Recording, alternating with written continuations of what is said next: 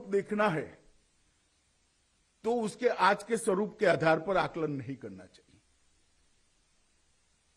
आज के जगह पहुंचने के पहले कितना बड़ा तपस्या, संघर्ष, त्याग, मेहनत कर वो वहां पहुंचा है, उसको थोड़ा देखना चाहिए। मोदी जी के संगठन के काम और संगठन के बारे में, उनकी संगठन क्षमता के बारे में मैं कोई कहना नहीं चाहता, क्योंकि ये आज का विषय भी नहीं है। परंतु 2000 की साल में 2001 में भारतीय जनता पार्टी ने एक फैसला किया कि श्री नरेंद्र मोदी गुजरात के मुख्यमंत्री होंगे। भाइयों बहनों, मैं आपको एक बात कहना चाहता हूं कि शायद ही देश में कोई ऐसा सफल मुख्यमंत्री होगा जो मुख्यमंत्री बनने के पहले पंचायत का चुनाव भी न लड़ा हो, जिसको एक गांव चलाने का अनुभव भी नहीं था। और यहां बहुत सारे लोग बैठे हैं जिसको कहते हैं बहुत बड़ी बड़ी डिग्रियां, कोई ऐसी बहुत बड़ी डिग्री ही नहीं थी। नरेंद्र मोदी जी एमए है, कोई मैनेजमेंट या गवर्नेंस इस तरह विषयों से बिल्कुल अभिनग्न एक आदमी एक राज्य का मुख्यमंत्री बन गया। और उस वक्त जब ये राज्य सबसे बड़े संकट में था, एक बहुत बड़े विनाशकारी भूकंप के बाद खड़ा होने का प्रयास कर रहा था। और नरेंद्र भाई जब गुजरात राज्य के मुख्यमंत्री बने, तब उन्होंने पूरी स्थिति को समझने का, देखने का प्रयास चालू किया और उन्होंने कई सारे बदलाव लाने का भी प्रयास किया। उस वक्त कोई नहीं मानता था कि नरेंद्र भाई एक सफल मुख्यमंत्री होंगे। बहुत सारा काम उन्होंने गुजरात के अंदर किया, पारदर्शिता पर काम किया, जिसको आप रिफॉर्म कहते हैं, ये सुधार पर काम किया। मगर उनकी रिफॉर्म की व्याख्या आपकी बुकलेट में जो है वो नहीं है। जो परिस्थिति को बदल सकते हैं उसको रिफॉर्म कहते हैं। जो बदलाव सिस्टम मतलब एडमिनिस्ट्रेशन की स्थिति को, पद्धति को बदले उसको रिफॉर्म नहीं कहते। जो जमीन पर परिस्थिति को बदले उसको रिफॉर्म कहते हैं। शायद रिफॉर्म शब्द अपने आप में रिफॉर्म की व्याख्या को भाषांतर की दृष्टि से मैं कहूं तो व्याख्यायित नहीं करता, मगर रिफॉर्म परिस्थिति को बदलने के लिए है, पद्धति को बदलने के लिए नहीं होते हैं। और वो नरेंद्र मोदी जी बहुत भली भांति जानते थे और उन्होंने बहुत सारे रिफॉर्म भी किए। आर्थिक शिस्त लाने का भी प्रयास किया। जीरो डेफिसिट बजट बहुत साल के बाद श्री नरेंद्र मोदी जी ने दिया और उन्होंने वहां पर सबसे बड़ी बात थी सर्वस्पर्शीय सर्वसमावेशक विकास की शुरुआत की। ये दो शब्द बहुत महत्वपूर्ण है। विकास की परिधि ऐसी होनी चाहिए जो सर्वसमावेशक हो और विकास की रीच ऐसी होनी चाहिए जो सर्वस्पर्शी हो, हर व्यक्ति तक पहुंचे, अंतिम व्यक्ति तक पहुंचे और सबको समाहित करे। इस प्रकार का विकास का एक मॉडल उन्होंने करने की शुरुआत की। और कोई भी विकास के लिए सबसे बड़ी जरूरियात होती है शिक्षा की। मुझे अभी ट्रोल किया गया था, मगर मैं फिर से बोलना चाहता हूं कि अनपढ़ों की फौज लेकर कोई देश विकास नहीं कर सकता। उसको पढ़ाने की जिम्मेदारी शासन की है, वो तो विक्टिम है। जो व्यक्ति संविधान प्रदत्त अपने अधिकारों को नहीं जानता है, संविधान ने अपने पर जिस कर्तव्यों को डाला है उसको नहीं जानता है, वो देश के विकास में सहभागिता जितनी की जा सकती है इतना नहीं कर सकता। मगर उन्होंने एक इंटरप्रिटेशन कर दिया मेरी बात का कि मैं अनपढ़ व्यक्ति के खिलाफ हूं। मैं अनपढ़ व्यक्ति के खिलाफ नहीं हूं, वो तो इस सिस्टम का विक्टिम है। मगर उसको पढ़ाने का प्रयास करने का शासन का दायित्व है, और मैं मानता हूं ये दायित्व तो पूरा नहीं कर सकता है, वो उसका गुनहगार है। जब नरेंद्र मोदी जी गुजरात के अंदर मुख्यमंत्री बने तब मैं प्राथमिक शिक्षा की बात कर रहा हूं, लगभग 67% एनरोलमेंट था और 37% ड्रॉप आउट रेशियो था। तो 70% आप मान लो, उसमें से 40% ड्रॉप आउट होता है, तो आप आ जाते हो 40%। ये जमाने में भी 60% लोग अपनी प्राथमिक शिक्षा पूरी नहीं कर पाते।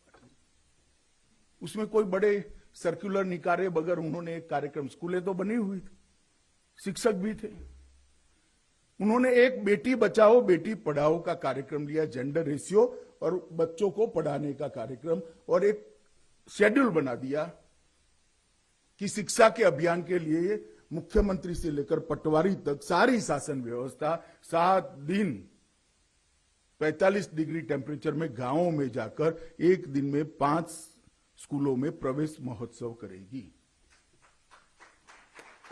और उसके बाद में 100% एनरोलमेंट तो हो गया, बाद में क्या ड्रॉप आउट हो जाएगा। तो माताओं की एक समिति बनाई हर स्कूल में, जिसका अध्यक्ष वो स्कूल में जो महिला शिक्षिका होती थी उसको बनाया, और जो बच्ची या बच्चा नहीं आता था वो माताएं उसके घर पर जाकर समझाकर लाने का काम करती थी, और ड्रॉप आउट रेशियो को 67% से 0 और 1 के बीच में लाने का काम किया।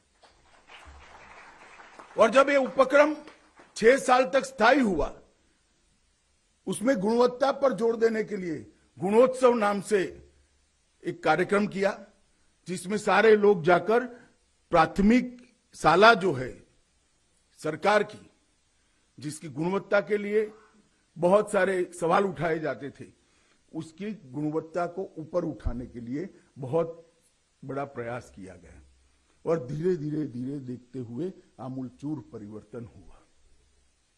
ये उन्होंने सबसे पहले किया। मुझे याद है, मैं विधानसभा में बैठा था, कोई आयोजन नहीं था, कुछ नहीं था।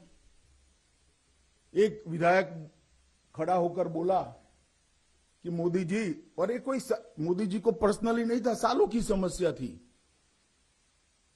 उन्होंने कहा, मोदी जी, मैं गुजराती में बोलता हूं, वारू वक्ते तो लाइट आवे वो करो, मतलब शाम के भोजन के वक्त बिजली रहे इतना तो करिए आप, वो 2 घंटा रहे। अब जवाब देना था मुख्यमंत्री जी को, राज्यपाल महोदय के अभिभाषण पर चर्चा थी। जवाब में उन्होंने कह दिया कि पूरे गुजरात में मैं 24 घंटे बिजली दूंगा। और उस वक्त मुझे ठीक याद है, मैं भी अचंभित था। भाषण समाप्त होने के बाद उनके ऑफिस में गया था, लीडर ऑपोजिशन उनको मिलने आया, अमर सिंह भाई चौधरी, जो इंजीनियर थे और बिजली विभाग में ही काम कर रहे थे पहले। उन्होंने कहा, नरेंद्र भाई, आपने ये गलत स्टेटमेंट कर दिया कि इम्पॉसिबल है, असंभव है, हो ही नहीं सकता। नरेंद्र भाई ने कहा, मेरी इच्छा थी, मैंने बोल दिया, ईश्वर मदद करेगा, रास्ता ढूंढेंगे, मुझे लगता है हो जाएगा। और मित्रों, उन्होंने एक नया रास्ता निकाला, एग्रीकल्चर ग्रिड और जो घरों में बिजली देने वाली ग्रिड है, दोनों को पूरे देश के अंदर अलग किया, और आज पूरे देश भर में सबसे पहले 24 घंटा बिजली मिलने का काम हमारे गुजरात के अंदर शुरू हुआ। एक भी गांव ऐसा नहीं जहां 24 घंटा बिजली नहीं हुई। और बिजली जाते ही ढेर सारी समस्याओं का समाधान हो गया। गांव के अंदर स्वास्थ्य सेवाएं सुधरी, उनका जीवन स्तर ऊपर आया। गांव के अंदर से पलायन जो शहर की ओर होता था, वो पलायन अटक गया। गांव के अंदर छोटे छोटे बिजनेस शुरू हो गए। पहले ट्रैक्टर रिपेयर करने वाले का कारखाना कहो या छोटा सा वर्कशॉप कहो, वो तहसील सेंटर पर ही होता था। अब गांव के अंदर होने लगा। आइसक्रीम की दुकानें ही नहीं लगती थी, बिजली जाते ही आइसक्रीम पिघल जाता था। आइसक्रीम की दुकानें लगने लगी, लोगों को वहां पर भी ऐसे ढेर सारे, आप कल्पना ही नहीं कर सकते। गुजरात के गांवों में आमूल चूर परिवर्तन केवल और केवल बिजली के कारण आया। मगर ये किसी की सोच नहीं थी, ना किसी का विचार था। कृषि को भी विकास के साथ जोड़ना चाहिए, तभी ही विकास परिपूर्ण होता है। भारत देश में कोई भी अर्थशास्त्री अगर ये सोचता है कि हम कुर्सी को साइड पर रखकर विकास कर पाएंगे तो संभव नहीं है, क्योंकि सबसे बड़ी रोजगारी का जरिया ही आज भी कृषि है। देश की 70% आबादी कृषि पर निर्भर है। नरेंद्र भाई ने कृषि की समस्याओं को एड्रेस करने के लिए कृषि महोत्सव शुरू किया। किसान बीज लेने के लिए सरकार के वहां जाता था, सरकार बीज देने के लिए उसके यहां पहुंच गई। किसान कोई भी योजना के लिए तहसील और जिले में धक्के खाता था, सरकार उसके यहां पर। गुजरात के 19,000 गांवों के अंदर पूरी सरकार पहुंचकर उसको जो सरकार को देना था किसान को, वो एक ही समय अखात्रीज के दिन देना, इस प्रकार की व्यवस्था करी। वो यात्रा अखात्रीज से लेकर 11 दिन चलती थी। हमारे यहां गुजरात में कृषि की शुरुआत अक्षय तृतीया के दिन करते हैं और उसी दिन से किसान अपनी तैयारी करता है। तो कृषि महोत्सव किए, लगभग 10 साल तक चले। और मैं आपको कहता हूं, किसी भी राज्य ने उस जमाने में, 2000 की बात करता हूं, कंटिन्यूअसली सातत्यपूर्ण तरीके से 10 साल तक 10% एग्रीकल्चर ग्रोथ रेट अचीव नहीं करा था। गुजरात ने 10 साल तक 10% एवरेज एग्रीकल्चर ग्रोथ रेट। जैसे मैंने कहा, सर्वस्पर्शी और सर्वसमावेशक होना चाहिए। गुजरात में 2 क्षेत्र ऐसे थे। एक वन क्षेत्र था जहां हमारे आदिवासी भाई रहते थे, पहाड़ पर रहते थे, वनों में रहते थे। और दूसरा सागर किनारा गुजरात का बहुत बड़ा है और बॉर्डर का एरिया बहुत बड़ा है। तो 2 क्षेत्र के अंदर विकास नहीं पहुंचा था। ये 2 क्षेत्र के अंदर विकास को पहुंचाना बहुत जरूरी था, वरना हम कह ही नहीं सकते कि हमने सर्वस्पर्शीय सर्वसमावेशक विकास के मॉडल को स्वीकार किया है। इसलिए उन्होंने सागर खेडू योजना, वन बंधु कल्याण योजना, 2 योजनाएं लाए और व्यक्ति, गांव, क्षेत्र और फिर राज्य, 4 प्रकार के विकास के कार्यक्रम दिए, जो व्यक्ति को भी एम्पावर करता था, गांव की सुविधाओं को पूरा करता था और एजुकेशन और हेल्थ के बारे में क्षेत्र की सुविधाओं को पूरा करता था और वो राज्य के विकास के अंदर कंट्रीब्यूट करता था। ये सभी योजनाओं का अध्ययन करने वाले लोगों के लिए ये मॉडल अध्ययन करने जैसा है। आज भी उपलब्ध है गुजरात सरकार की साइट पर, वन बंधु कल्याण और सागर खेडू कल्याण योजना। उसका एक बार अध्ययन करिए आप।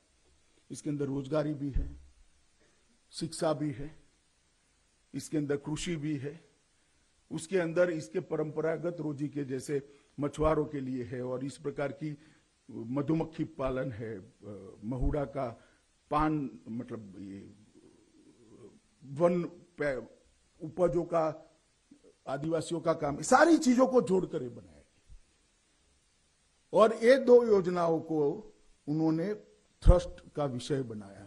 और आजादी के बाद, संविधान बनने के बाद, गुजरात एक ऐसा राज्य है जो आदिवासियों को संवैधानिक अधिकार दिया है कि जितनी उनकी आबादी है उतना प्रतिशत बजट का आवंटन उनको हो। कहीं पर नहीं होता था। सबसे पहले गुजरात में नरेंद्र मोदी जी ने आबादी के अनुपात में आदिवासियों के विकास के लिए पैसा वन बंधु कल्याण योजना के तहत